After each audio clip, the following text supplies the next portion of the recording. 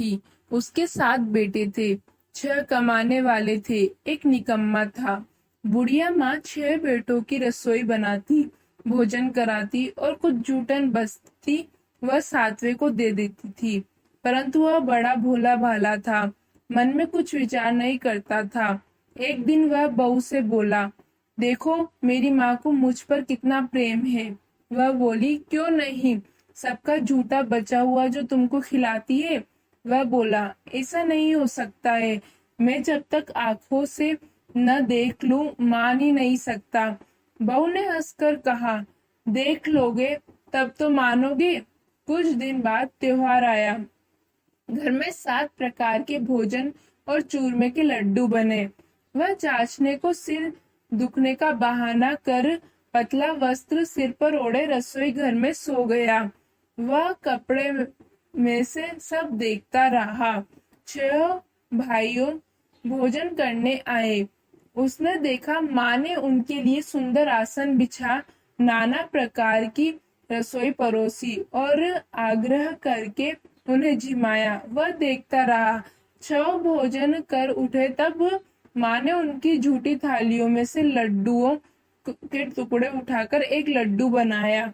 जूठन साफ कर बुढ़िया माँ ने उसे पुकारा, बेटा 6 भाइयों उठ, तू कब खाएगा। वह कहने लगा, माँ मुझे भोजन नहीं करना, मैं अब परदेश जा रहा हूँ। माँ ने कहा, कल जाता हो तो आज चला जा। वह बोला, हाँ आज ही जा रहा हूँ। यह कहकर वह घर से निकल गया।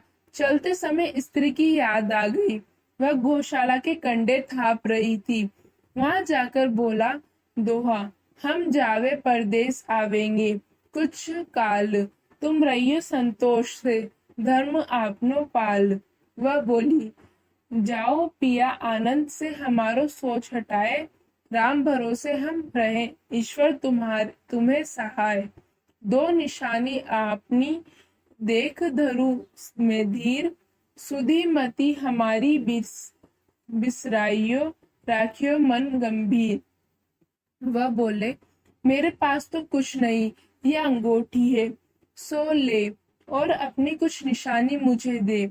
वह बोली, मेरे पास क्या है, यह गोबर भरा हाथ है। यह कहकर उसकी पीठ पर गोबर के हाथ की थाप मार दी। वह चल दिया। चलते चलते दूर देश पहुंचा। वहां एक साहूकार की दुकान थी। वह जाकर कहने लगा, भाई मुझे नौकरी पर रख लो। साहूकार को जरूरत थी, बोला, रह जा। लड़का पूछा, तनख्वाह क्या दोगे। साहूकार ने कहा, काम देकर दाम नहीं मिलेंगे। साहूकार की नौकरी मिली। वह सुबह 9 बजे से 10 बजे तक नौकरी बजाने लगा। कुछ दिनों में दुकान का सारा लेन देन, हिसाब किताब, ग्राहकों को माल बेचना, सारा काम करने लगा। साहूकार के साथ 8 नौकर थे। वे सब चक्कर खाने लगे। यह तो बहुत होशियार बन गया। सेठ ने भी काम देखा और 3 महीनों में ही उसे आधे मुनाफे का हिस्सेदार बना दिया। वह कुछ वर्ष में ही नामी सेठ बन गया और मालिक सारा कारोबार उस पर छोड़कर चला गया। अब बहू पर क्या बीती सो सुनो। सास ससुर उसे दुख देने लगे। सारी गृहस्थी का काम कराकर उसे लकड़ी लेने जंगल में बेचते। इस बीच घर के आटे से जो भूसी निकलती उसकी रोटी बनाकर रख दी जाती और फूटे नारियल की नारियली में पानी। इस तरह दिन बीतते रहे। एक दिन वह लकड़ी लेने जा रही थी। रास्ते में बहुत सी स्त्रियां संतोषी माता का व्रत करती दिखाई दी। वह वहां खड़ी होकर कथा सुनने लगी और पूछा, बहनों तुम किस देवता का व्रत करती हो और इससे करने से क्या फल मिलता है। इस व्रत को करने की क्या विधि है। यदि तुम अपने इस व्रत का विधान मुझे समझाकर कहोगी तो मैं तुम्हारा बड़ा एहसान मानूंगी। तब उनमें से एक स्त्री बोली, सुनो, यह संतोषी माता का व्रत है। इसके करने से निर्धनता, दरिद्रता का नाश होता है, लक्ष्मी आती है, मन की चिंताएं दूर होती है, घर में सुख होने से मन को प्रसन्नता और शांति मिलती है। निपुति को पुत्र मिलता है। प्रीतम बाहर गया हो तो शीघ्र घर आवे। कंवारी कन्या को मन पसंद वर मिले। राजद्वारे में बहुत दिनों से मुकदमा चल रहा था, वो खत्म हो जावे। कलह कलेश की निर्वृत्त हो, सुख शांति हो, घर में धन जमा हो, पैसा जायदाद का लाभ हो, रोग दूर हो जावे तथा और जो कुछ मन में कामना हो सो सब संतोषी माता की कृपा से पूरी हो जावे, इसमें संदेह नहीं। वह पूछने लगी, यह व्रत कैसे किया जाए, यह भी बताओ तो बड़ी कृपा होगी। वह कहने लगी, 1.25 आने का गुड़ चना लेना, इच्छा हो तो 5.25 आने का लेना, यह 1.25 रुपए का भी सहूलियत के अनुसार लेवे। बिना परेशानी और श्रद्धा व प्रेम से जितना भी बन पड़े सवाया लेना। प्रत्येक शुक्रवार को निराहार रहकर कथा सुनना, इसके बीच क्रम टूटे नहीं, लगातार नियम पालन करना। सुनने वाला कोई न मिले तो घी का दीपक जला उसके आगे या जल के पात्र को सामने रख कर कथा करना, परंतु नियम न टूटे। जब कार्य सिद्ध न हो नियम का पालन करना और कार्य सिद्ध हो जाने पर व्रत का उद्यापन करना। 3 मास में माता फल पूरा करती है। यदि किसी के ग्रह खोटे भी हो तो भी माता वर्ष भर में कार्य सिद्ध करती है। फल सिद्ध होने पर उद्यापन करना चाहिए, बीच में नहीं। उद्यापन में 2.5 सेर आटे का खाजा तथा इसी परिणाम से खीर तथा चने का साग करना। 8 लड़कों को भोजन कराना, जहाँ तक मिले देवर जेठ भाई बंधु के हों, न मिले तो रिश्तेदारों और पास पड़ोसियों को बुलाना, उन्हें भोजन करा यथाशक्ति दक्षिणा दे माता का नियम पूर्ण करना। उस दिन घर में खटाई न खाए। यह सुन बुढ़िया के लड़के की बहू चल दी। रास्ते में लकड़ी के बोझ को बेच दिया और उन पैसों से गुड़ चना ले माता के व्रत की तैयारी करने आगे चली और सामने मंदिर देखकर पूछने लगी, यह मंदिर किसका है? सब कहने लगे, संतोषी माता का मंदिर है। यह सुनकर माता के मंदिर में जाकर चरणों में लौटने लगी। दिन हो विनती करने लगी, माँ मैं निपट अज्ञानी हूँ, व्रत के कुछ भी नियम नहीं जानती, मैं दुखी हूँ। हे माता जगत जननी, मेरा दुख दूर कर, मैं तेरी शरण में हूँ। माता को दया आई। एक शुक्रवार बीता कि दूसरे को उसके पति का पत्र आया और तीसरे शुक्रवार को उसका भेजा हुआ पैसा आ पहुंचा। यह देख जेठ जेठानी मुंह सुकोड़ने लगे। इतने दिनों में इतना पैसा आया, इसमें क्या बड़ाई। लड़के ताने देने लगे। काकी के पास पत्र आने लगे, रुपया आने लगा। अब तो काकी की खातिर बढ़ेगी, अब तो काकी बोलने से भी नहीं बोलेगी। बेचारी सरलता से कहती, भैया कागज आवे रुपया आवे, हम सबके लिए अच्छा है। ऐसा कहकर आंखों में आंसू भरकर संतोषी माता के मंदिर में आ मातेश्वरी के चरणों में गिरकर रोने लगी। माँ मैंने तुझसे पैसा कब मांगा है? मुझे पैसे से क्या काम है? मुझे तो अपने सुहाग से काम है। मैं तो अपने स्वामी के दर्शन मांगती हूँ। तब माता ने प्रसन्न होकर कहा, जा बेटी तेरा स्वामी आवेगा। यह सुनकर खुशी से बावली होकर घर में जा काम करने लगी। अब संतोषी माँ विचार करने लगी, इस भोली पुत्री को मैंने कह तो दिया कि तेरा पति आवेगा, कैसे? वह तो इसे स्वप्न में भी याद नहीं करता। उसे याद दिलाने के लिए मुझे ही जाना पड़ेगा। इस तरह माताजी उस बुढ़िया के बेटे के पास जा स्वप्न में प्रकट हो कहने लगी, साहूकार के बेटे सो रहा है, यह जागता है। वह कहने लगा, माता सोता भी नहीं जागता भी नहीं हूँ, कहो क्या आज्ञा है। माँ कहने लगी, तेरे घर बार कुछ है कि नहीं? वह बोला, मेरे पास सब कुछ है, माँ बाप है, बहू है, क्या कमी है? माँ बोली, भोले पुत्र तेरी बहू घोर कष्ट उठा रही है, तेरे माँ बाप उसे त्रास दे रहे हैं, वह तेरे लिए तरस रही है, तू उसकी सुध ले। वह बोला, हाँ माता जी यह तो मालूम है, परंतु जाऊं तो कैसे? परदेश की बात है, लेन देन का कोई हिसाब नहीं, कोई जाने का रास्ता नहीं आता, कैसे चला जाऊं? माँ कहने लगी, मेरी बात मान, सवेरे नहा धोकर संतोषी माता का नाम ले, घी का दीपक जला, दंडवत पर कर दुकान पर जा बैठ। देखते देखते सारा लेन देन चुक जाएगा, जमा का माल बिक जाएगा, सांझ होते होते धन का सारी भारी ठेर लग जाएगा। अब सवेरे जल्दी उठ, भाई बंधुओं से सपने की सारी बात करता है। वे सब उसकी अनसुनी कर दिल लगी उड़ाने लगते। कभी सपने भी सच होते हैं? एक बूढ़ा बोला, देख भाई, मेरी बात मान, इस प्रकार झूठ साज करने के बदले देवता ने जैसा कहा है वैसा ही करने में तेरा क्या जाता है? अब बूढ़े की बात मानकर वह नहा धोकर संतोषी माता को दंडवत, घी का दीपक जला दुकान पर जा बैठता है। थोड़ी देर में क्या देखता है कि देने वाले रुपया लाने लगे, लेने वाले हिसाब लेने लगे, कोठे में भरे सामान की खरीदारी नगद दाम में सौदा करने लगे। शाम तक धन का भारी ढेर लग गया। मन में माता का नाम ले, चमत्कार देख प्रसन्न हो, घर ले जाने के वास्ते गहना कपड़ा सामान खरीदने लगा।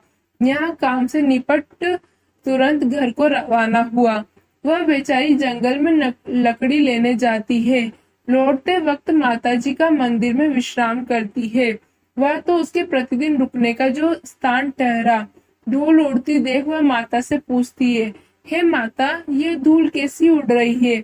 माता कहती है, हे पुत्री, तेरा पति आ रहा है, अब तू ऐसा कर, लकड़ियों के 3 बोझ बना ले, एक नदी के किनारे रख और दूसरा मेरे मंदिर व तीसरा अपने सर पर रख। तेरे पति को लकड़ियों का गटर देख मोह पैदा होगा, वह यहाँ रुकेगा, नाश्ता पानी खाकर माँ से मिलने जाएगा। तब तू लकड़ियों का बोझ उठाकर जाना और चौक में गटर डालकर जोर से आवाज लगाना, लो सासू जी, लकड़ियों का गटर लो, भूसी की रोटी दो, नारियल के खेपड़े में पानी दो, आज मेहमान कौन आया है? बहुत अच्छा, माताजी से कहकर वह प्रसन्न मन से लकड़ियों के 3 गटर ले आई, एक नदी के किनारे पर और एक माताजी के मंदिर पर रखा। इतने में मुसाफिर आ पहुंचा।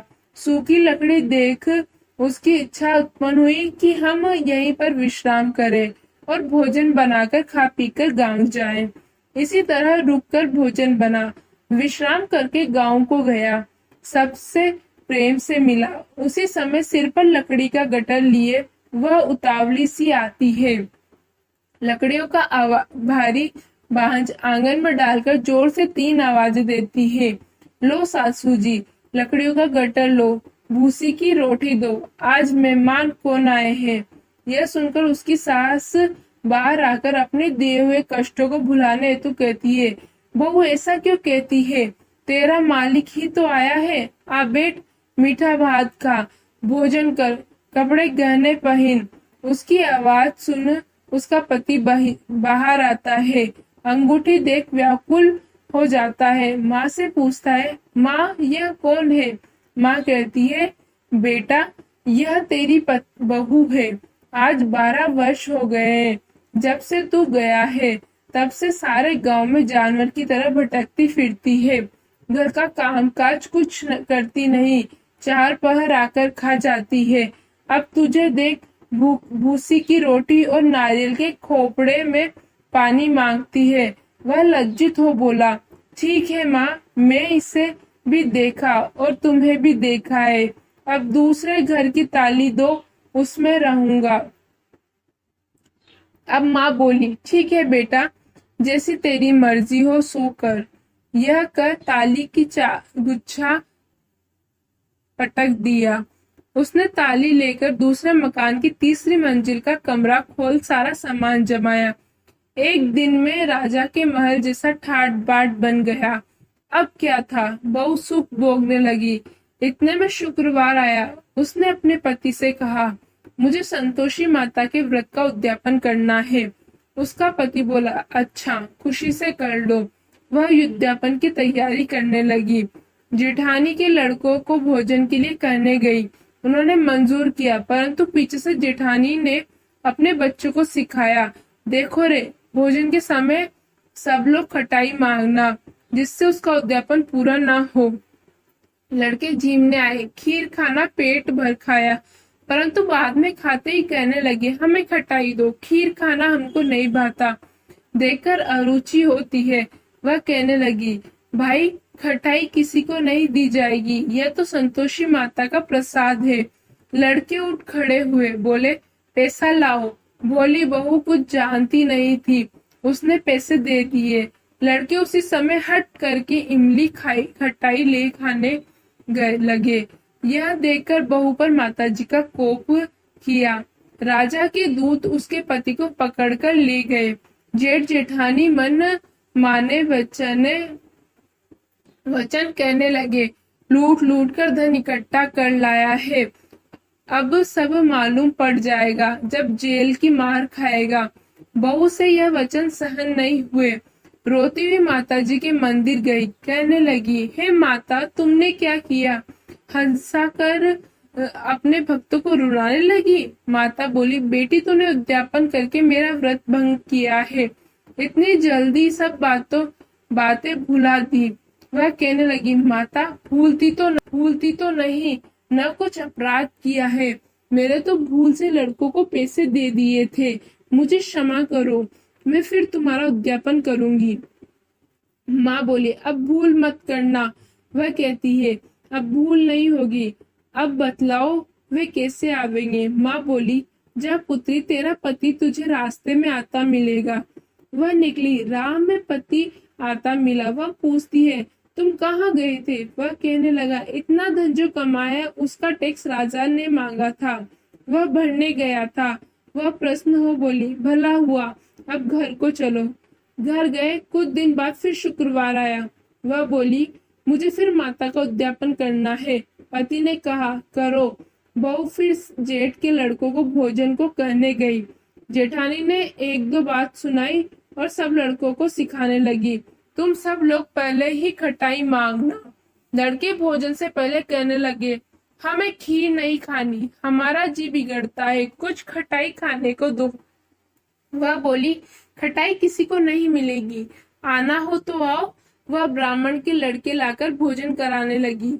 यथाशक्ति दक्षिणा की जगह एक एक फल उन्हें दिया। संतोषी माता प्रसन्न हुई। माता की कृपा होते ही 9वें मास में उसके चंद्रमा के समान सुंदर पुत्र प्राप्त हुआ।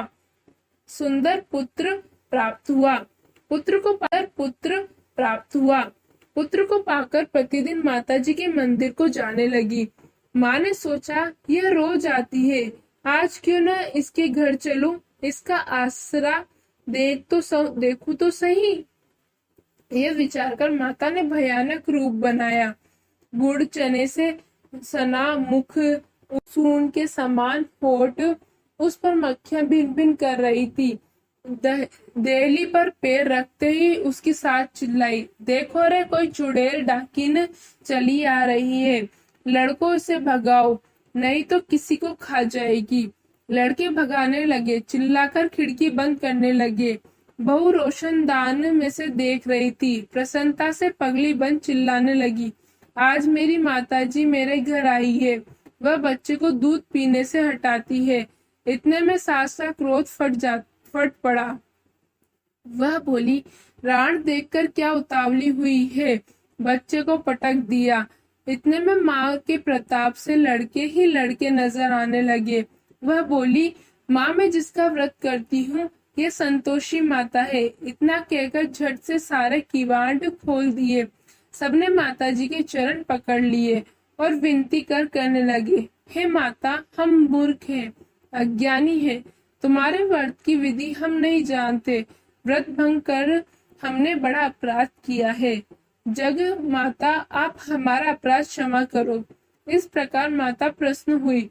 बहू को प्रश्न हो, जैसा फल दिया वैसा माता सबको दे, जो पढ़े उसका मनोकामना पूर्ण हो। बोलो संतोषी माता की जय।